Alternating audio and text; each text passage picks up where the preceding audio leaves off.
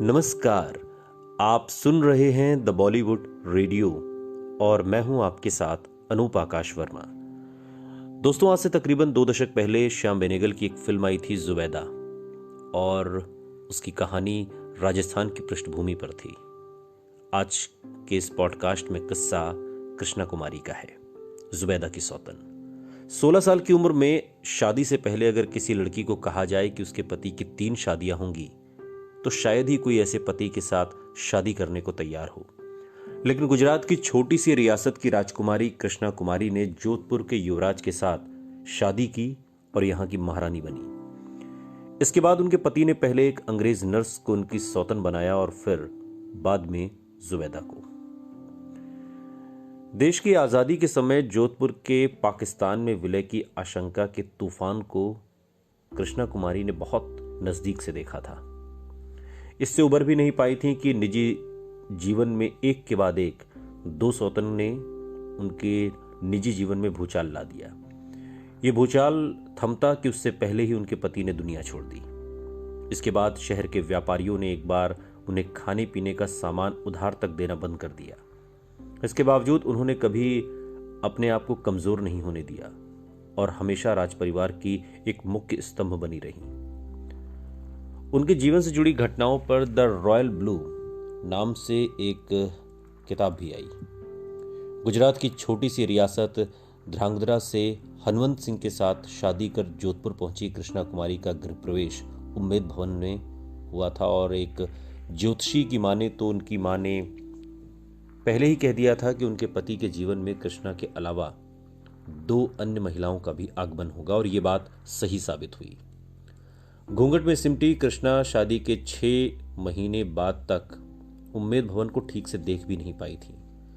बाद में ससुर उम्मेद सिंह ने घूंघट से निजात तो दिलाई। शादी के बाद पहली 2 संतान के रूप में लड़कियों ने जन्म लिया तो कई बार ताने भी सुनने को मिले। तीसरी संतान के रूप में पुत्र गज सिंह का जन्म होने के बाद उनका मान सम्मान बढ़ा।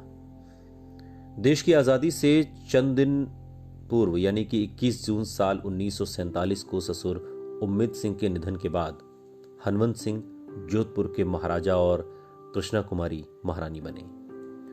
इस बीच उनके पति महाराजा हनवंत सिंह को एक अंग्रेज नर्स सैंड्रा मैकब्राइड से इश्क हो गया और उन्होंने उससे शादी कर ली।